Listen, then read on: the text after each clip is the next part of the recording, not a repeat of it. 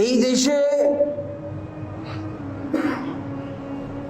শিরক তাওহীদ হয়ে বসে আছে, তাওহীদ শিরক হয়ে বসে আছে।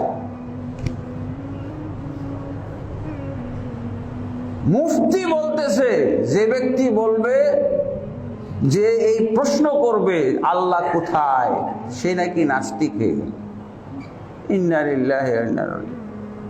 দেওবন্দীদের মুফতি, বিরাট মুফতি, নাম শুনলেই সবাই বুঝবে। আহলে হাদিসের বিরুদ্ধে গালি দেওয়ার জন্য তাকে হায়ার করে নিয়ে যাওয়া হয়। সহিহ আকীদার মুসলমানদেরকে গালিগালাজ করার জন্য তাকে হায়ার করে নিয়ে যাওয়া হয় টাকা দিয়ে। লুৎফর রহমান ফরাইজি, এই পাপিষ্ঠ মুফতির নামটাও বলে দেওয়া উচিত।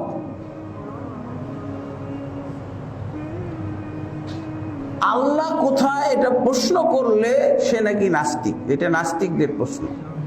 তার মানে মুহাম্মদ সাল্লাল্লাহু আলাইহি ওয়াসাল্লাম 1 নম্বর নাস্তিক। উনি এই প্রশ্ন করেছিলেন না আগে? এটা কি, এই প্রশ্নটা কি? কালেমা সংশ্লিষ্ট প্রশ্ন। এই মুফতি তো কালেমা থেকে উত্তীর্ণ হওয়ার তার ক্ষমতা নাই। কালেমার মধ্যে কি পাওয়া যাবে? আল্লাহ সংশ্লিষ্ট জ্ঞান থাকতে হবে, আপনার বিশুদ্ধ জ্ঞান থাকতে হবে, আকীদা বিষয়ে জ্ঞান থাকতে হবে, বিশুদ্ধ জ্ঞান থাকতে হবে, রাসূলুল্লাহ সাল্লাল্লাহু আলাইহি ওয়াসাল্লামের বিষয়ে বিশুদ্ধ জ্ঞান থাকতে হবে। তার চেয়েও বড় মুফতি মুনাজিরে জামান, সে বলতেছে মনসুর হাল্লাজ, ইবনে মনসুর হবে, মনসুর হাল্লাজ নাকি আমি খোদা বা আমি আল্লাহ বলে সে ওলি আল্লাহ হয়ে গেছে। আর ফেরাউন নাকি আমি আল্লাহ বলে কাফের হয়ে গেছে। কি সব কথাবার্তা, কি বুঝলেন? তাহলে কালেমা প্রথম রোকন থেকে দ্বিতীয় রোকনের উপযুক্ত মুসলমান বাংলাদেশে লাখেও একজন খুঁজে পাওয়া যাবে না। আর টঙ্গীর মাঠে গেলে তো 50 লাখেও একটা পাওয়া যাবে একত্র করে। ইন্না লিল্লাহি ওয়া ইন্না ইলাইহি রাজিউন। তো চতুর্থতে আসবে কি করে? এটা তো 4 নম্বর ফরজ পালনের মাস। ও তো এক থেকে উত্তীর্ণ হইতে পারে নাই, এবং ভবিষ্যতে পারবো কিনা আল্লাহই ভালো জানেন। যদি ভাগ্য ভালো হয়,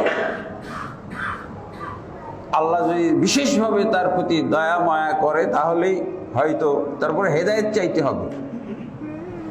সত্যিকার অর্থে হেদায়েত আল্লাহর কাছে চাইতে হবে।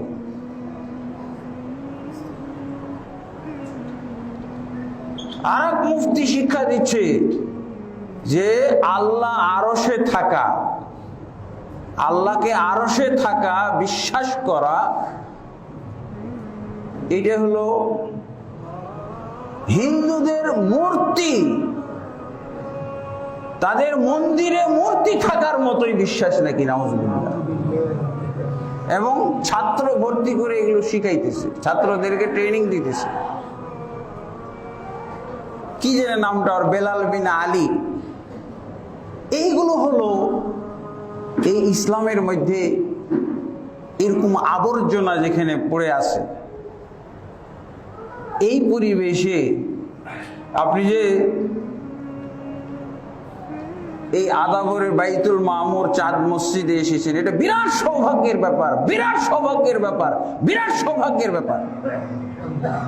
আল্লাহ তাবারক ওয়া তাআলা কবুল করেছেন, না তো এই আবর্জনার মধ্যে থাকতে হইতো।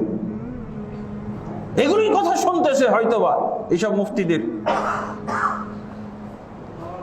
তারপরে এই লা ইলাহা ইল্লাল্লাহ প্রথম রোকন, এটাকে জবাই করার জন্য অনেক জবাইখানা তৈরি